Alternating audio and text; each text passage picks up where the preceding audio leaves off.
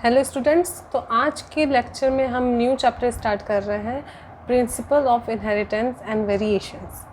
तो इसमें हमें पढ़ना है कि किस तरीके से मेंडल ने अपना लॉ निकाला इनहेरिटेंस के ऊपर और फर्दर क्या क्या चीज़ें हुई। तो सबसे पहले इंट्रोडक्शन में हमें स्टार्ट करना है, इनहेरिटेंस समझना है एंड वेरिएशन समझना है कि इनहेरिटेंस क्या है एंड वेरिएशन क्या है। तो उससे पहले हेरिडिटी टर्म आप सुने होंगे।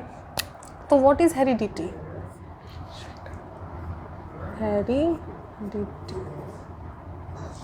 हेरिडिटी क्या है? हेरिडिटी प्रोसेस है जो क्या करता है, ट्रांसमिशन करता है ट्रेट्स का फ्रॉम पेरेंट्स टू ऑफस्प्रिंग। कोई भी ऐसे कैरेक्टर्स जो पेरेंट्स से ऑफस्प्रिंग्स में जाते हैं उन्हें हम कहते हैं हेरिडिटी। ठीक है, तो उसी से हमारा वर्ड आया है इनहेरिटेंस। इनहेरिटेंस में क्या है? Basics of heredity and by this process traits are passed on the form of parents to the offspring.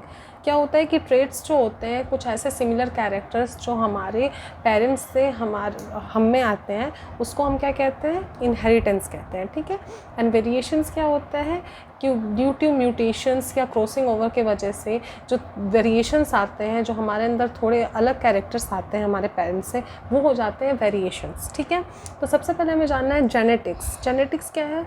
It is a branch of biology dealing with the principle of inheritance and variation. जो branch इस चीज़ से deal करती है उसको हम क्या कहते हैं? जेनेटिक्स कहते हैं। तो जेनेटिक्स के अंदर ही हम इन चीज़ों से रिलेटेड चीज़ों को पढ़ते हैं। तो इसलिए जेनेटिक्स क्या है? हमारा branch of biology which deal with the principle of inheritance and variations. Okay, then हमारा एक टर्म आ रहा है यहाँ पे, जीन। जीन क्या है? जीन्स क्या है? It is a basic unit of inheritance and located on the chromosome. Chromosome जो होता है हमारा, उस पर ये लोकेटेड होता है और ये क्या होता है? ये बेसिक यूनिट होता है इनहेरिटेंस का। ठीक है, इसकी वजह से ही ये जीन्स जो होते हैं, यही सेम होने की वजह से कैरेक्टर्स जो होते हैं वो सिमिलर होते हैं। ओके, तो जीन्स हमारे ये होते हैं। तो ये इतना बेसिक था हमारा, जो इनमें टर्म्स थे जो हमें जानने थे। तो सबसे पहले इस चैप्टर में हमें पढ़ना है Mendel's law of inheritance. Mendel क्या है? मेंडल एक साइंटिस्ट है जिन्होंने क्या गार्डन पी पे वर्क किया था, गार्डन पी को एग्जामिन किया था और उससे उन्हें मतलब इनहेरिटेंस के बारे में वो पता लगाए थे, स्टडी किया था कि क्या होता है इनहेरिटेंस, किस तरीके से ये कैरेक्टर जो होता है वो पेरेंट्स से ऑफस्प्रिंग में जाता है। तो सबसे पहले हमें साइंटिस्ट का नाम याद रखना है, जॉर्ज मेंडल। एंड ये क्या है? ये गार्डन पी पे ये स्टडी किए थे, इनहेरिटेंस की स्टडी गार्डन पी पे किए थे। एंड कितने ईयर में? 7 ईयर्स में किए थे, 1856 से 1863 तक। ठीक है, तो ये क्या किए थे? ये फाइंड किए थे जीन, जिसको अभी हम लोग जीन कहते हैं, पर जिस टाइम ये एग्जामिन किए थे इस टाइम उसका नाम ये फैक्टर रखे थे कि ट्रांसफ़र जिस चीज़ का होता है उसको इन्होंने क्या फैक्टर नाम दिया था। ठीक है, genes that code for a pair of opposite traits are called alleles. और ऐसे जीन्स जो कि क्या करते हैं? अपोजिट ट्रेड्स के पेयर के लिए कोड करते हैं।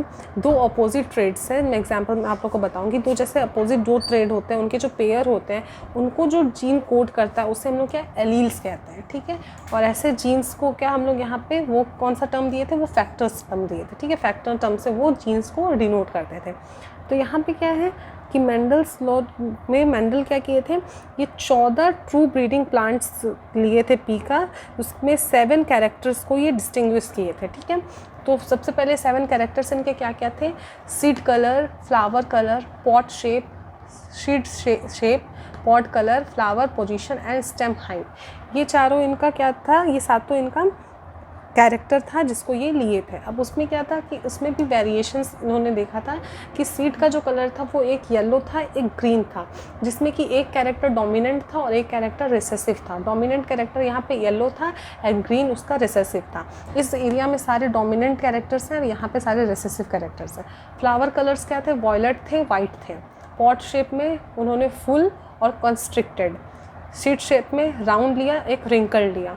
Pot colour green and yellow and flower position axial and terminal और स्टेम का हाइट टॉल एंड ड्वार्फ लिया। ठीक है, तो इन 14 ब्रीडिंग प्लांट्स को उन्होंने लेके और इसमें उन्होंने डिस्टिंग्विश किया और चेक किया कि किस तरीके से कैरेक्टर्स जो हैं वो ऑफ स्प्रिंग में जा रहे हैं पेरेंट्स से। ठीक है, तो इसके आधार पे उन्होंने 3 लॉ निकाले।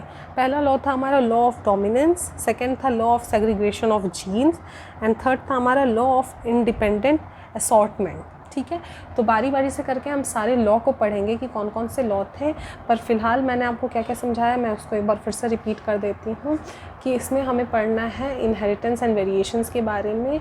तो उसके लिए मेंडल ने क्या किया था, मेंडल एक इनहेरिटेंस के ऊपर एक लॉ निकाला था जिसमें उन्होंने किस पे स्टडी किया था, गार्डन पी पे स्टडी किया था।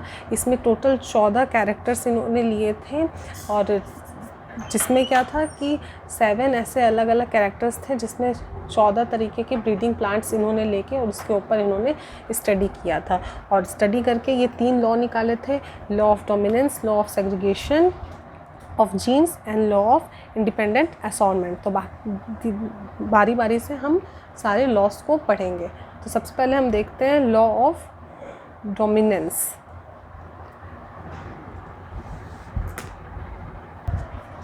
The law of dominance, law of dominance में उन्होंने क्या कहा था कि one of the allele is dominant and get expressed in the phenotype in case of heterozygotes.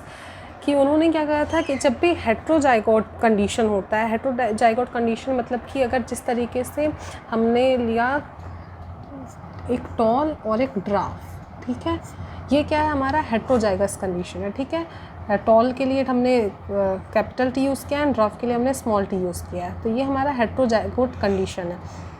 And T ये क्या है, होमो जाइगोट। ठीक है, जब सेम होता है तो होमो, एंड अगर डिफरेंट हम लोग जीन यूज़ करते हैं तो वहाँ पे हमारा हेट्रो हो जाता है। ठीक है, तो उन्होंने क्या कहा था कि जब भी हम क्या करते हैं कि हेट्रोजाइगोट कंडीशन में अगर कोई भी किसी का भी फिनोटाइप होता है तो उसमें क्या होता है कि अलील जो डोमिनेंट होता है वो एक्सप्रेस कर पाता है। जैसे कि हमारा ये अगर फॉर्म में हमने लिखा है तो इसका क्या मतलब है कि जो प्लांट है वो टॉल है, क्योंकि यहाँ जो कैपिटल टी है, टॉल के लिए जो कैपिटल टी हमने यूज़ किया है वो डोमिनेट कर रहा है। ठीक है, वो डोमिनेंट नेचर का है, वो डोमिनेट कर रहा है, तो इसलिए यहाँ पे ये टॉल हो जाएगा। जिस तरीके से हम एग्जाम्पल में लेते हैं कि हम होमोजाइगस दोनों लेते हैं, एक है कैपिटल टी स्मॉल टी, ये हमारा टॉल के लिए है और ये हमारा ड्वार्फ के लिए है। ठीक है, अब इसके बीच में जब हम क्रॉस कराएंगे तो ये टी एंड स्मॉल टी। अब एक बार ये जो कैपिटल टी है स्मॉल टी से मिलेगा, फिर एक बार ये कैपिटल टी इस स्मॉल टी से मिलेगा, एंड ये कैपिटल टी इस स्मॉल टी से, ये कैपिटल टी एक बार इस स्मॉल टी से। तो यहाँ क्या T capital T small T, capital T small T, capital T small T and once again capital T small T. तो इससे हमें क्या पता चला कि जब हम लोग होमोजाइगस पेरेंट्स को मिलाते हैं तो हमारे जो रिज़ल्ट आते हैं उसमें सारे जो हैं वो टॉल आ रहे हैं। ठीक है, क्योंकि सारा क्या है हेट्रोजाइगोट कंडीशन में, सबके फेनोटाइप क्या है हेट्रोजाइगोट कंडीशन में है, और हेट्रोजाइगोट कंडीशन में हम लोग क्या ये है इसको कहते हैं कि ये टॉल है, ये सारे सबके जीन क्या है टॉल आए। तो लॉ ऑफ डोमिनेंस में वही यही कहना चाहते थे कि one of the allele is a dominant and get express in the phenotype. एक एलील जो होता है वो क्या होता है, वो डोमिनेंट होता है और अपने आप को एक्सप्रेस कर पाता है उसके फिनोटाइप में। जैसे कि यहाँ पे क्या है कैपिटल टी स्मॉल टी है, तो हम लोग क्या मान रहे हैं कि ये वाला जो एलील है कैपिटल टी वाला वो डोमिनेंट है। हमें पता था यहाँ पे कि यहाँ वाले सारे जो होते हैं वो डोमिनेंट है, ये सारे रेसेसिव है। तो टॉल हमारा डोमिनेंट नेचर का था, तो टॉल जो है डोमिनेंट नेचर का होने की वजह से वो अपने आप को एक्सप्रेस कर पाया और उसका फिनोटाइप है, फिनोटाइप मतलब फिजिकल अपीयरेंस जो था उसका, उस ट्री का क्या टॉल नज़र आया हमें। तो वो क्या अपने आप को उस डोमिनेंट नेचर होने की वजह से वो अपने आप को एक्सप्रेस किया और उसके फिनोटाइप हम लोगों को वो टॉल नज़र आया। ठीक है, तो लॉ ऑफ डोमिनेंस में उन्होंने यही कहने की कोशिश की थी। तो आई होप ये आपको क्लियर हो, और आज के लेक्चर में बस इतना ही इंट्रोडक्शन एंड हमने एक लॉ पढ़ लिया है। नेक्स्ट लेक्चर में मैं आपको बाकी दोनों लॉज भी पढ़ाऊँगी, एंड आई होप आपको क्लियर है, and thank you so much.